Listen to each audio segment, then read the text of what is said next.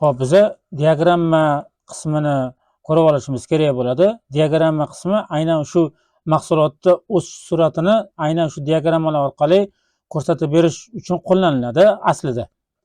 Xo'p, biza endi diagramma qilib olishimiz uchun stavka bo'limiga kirib olamiz va shu stavka bo'limini ichida diagramma degan qismi bor. Diagramma aynan shu stavka bo'limini, demak, diagramma degan qismiga kirib olishimiz kerak bo'lar ekan. Demak, biz diagrammani bosamiz. Diagrammada eng oddiydan eng shu murakkab bo'lgan, eng yaxshi, eng chiroyli ko'rinishga keltira olish mumkin bo'lgan diagramma turlari bor. Endi men bitta oddiy diagramma turini tanlayman. Mana shu diagramma turini tanlayman deb OK tugmasini bosib yuboraman. Bizda e'tibor beringlar, demak, diagramma bilan birga Excel'li qismini ham chiqarib berdi. Mana shu Excel qismini. Mana shu Excel qismida biza bu yerda demak qatorlar bo'yicha mana bu demak ko'k, oranjiy bilan seriya ranglarimizni demak ranglar orqali ajratib olishimiz mumkin bo'lar ekan, yoki bo'lmasam bizda o'sha kategoriya degan qismi bor. Aynan shu kategoriya o'sha masalan jadvalimizni o'sha qaysi modeliga asosan yoki qaysi oyga masalan bo'lib chiqishimiz mumkin bo'ladi. Biza demak birinchi qiladigan narsamiz reatlardan boshlaymiz. Reatda masalan biza yozishimiz mumkin bu yoqqa monitor deb yozaylik. Monitor. Bu yoqqa demak xo'p, monitordan tashqari biza mishka deb yozaylik. Mishka deb yozaylik. Bu yoqqa biza xo'p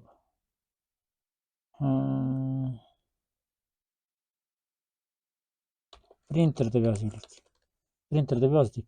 Xo'p, endi biza e'tibor bersanglar, mana bu qismida уже avtomatik o'zi o'zgaryapti. Endi biza bu yoqqa endi oyma-oy deb yozib chiqaylik. Endi yanvar, bu yoqqa fevral, pastiga mart, pastiga aprel. Demak, 4 ta oy belgilab chiqdik. E'tibor beringlar. Bizda demak mana bu qismimizda yanvardan aprelgacha bo'lgan qismi turibdi. Endi biza bu yerda sonlarini o'zgartirishimiz mumkin. Masalan 200 ta, bu taxminiy hammasi 150 ta, masalan 960 ta yoki bo'lmasa mana bu yerda yana qo'yishimiz mumkin, 450 ta qo'yishimiz mumkin. Bu yoqqa 700 ta qo'yishimiz mumkin yoki bo'lmasa biza 85 ta qo'yib qo'yishimiz mumkin. 320 ta. Bu har xil taxminiy raqamlar. Xo'p.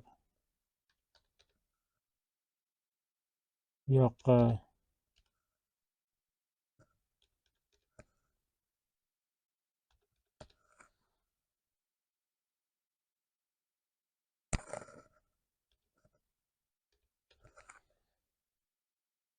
mana. Demak, biza diagrammani yaratib oldik. Diagrammani demak bu yoqiga yozib qo'yishimiz mumkin. O'sish sur'ati deb yozib qo'ydik.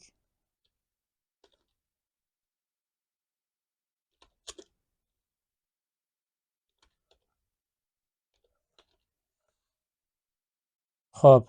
Demak, biza bu yerda jadval yaratib olishimiz mumkin. Agarda biza bu jadvallarimizga o'zgartirish yoki qo'shimchalar kiritmoqchi bo'lgan bo'lsak, aynan e'tibor beringlar, bizda o'sha jadvalni o'zida turganimiz uchun, ya'ni jadvalni o'zida turganimiz uchun bizda mana bunaqa oyna turadi. Работа с диаграммами. Aynan konstruktor orqali yoki format orqali demak holatini o'zgartirib olishimiz mumkin. Bu yerda konstruktorda demak biza osongina diagrammalarimizni har xil ko'rinishga keltirib olishimiz mumkin. Chiroyliroq ko'rinishga yoki boshqacharoq ko'rinishga keltirib olishimiz mumkin bo'lar ekan. Demak, har xil ko'rinishga keltirib olishimiz mumkin bo'lar ekan. Buni diagrammani o'zgartirmoqchi bo'lsak, ya'ni sonlarni, raqamlarni o'zgartirmoqchi bo'lgan bo'lsak, biz aynan изменить данные degan qismi bor. Aynan o'sha konstruktorning ichida joylashgan. Изменить данные bo'limini ichiga kirib olamiz. Aynan mana изменить данные ichida данные bo'limida biz demak o'sha matnlarimizni, o'sha biz qilgan jadvalimizni sonlarini yoki bo'lmasam nomlarini, nomlanishini oyga nisbatan nomlanishlar hammasini ko'rib olishimiz mumkin va bu yerda o'zgartirib olishimiz mumkin bo'lar ekan. Demak, format bo'limida bo'lsa, biza diagrammamizni tashqi ko'rinishlarini yoki bo'lmasam ichidagi yozuvlarni o'zgartirishimiz mumkin bo'lar ekan. Yoki bo'lmasam o'sha effektlarni berishimiz mumkin bo'lar ekan. Chiroyliroq qilish, demak, orqa fonlarni to'g'rilashimiz, outputlarni to'g'rilashimiz mumkin bo'lar ekan. Demak, biza asosiy o'sha qiladigan ish, demak, o'sha konstruktor o'zida amalga oshiriladi. Ya'ni o'sha jadvallarning holatini o'zgartirish yoki bo'lmasam, demak, bu yerda изменить цвет degan joylari bor. Изменить цвет qilib har xil, demak, ranglarga o'zgartirib olishimiz mumkin bo'ladi bu yerda. Asosiy ish, demak, o'sha konstruktor o'zida amalga oshiriladi. Diagrammalarni o'zgartirish, demak, diagrammalarni qilish, yana bir bor aytaman, изменить данные orqali amalga oshiriladi. Ya'ni mana bu summalarni, ya'ni bu shu nima deydi, raqamlarni o'zgartirish uchun aynan shu изменить данные orqali amalga oshirilar ekan.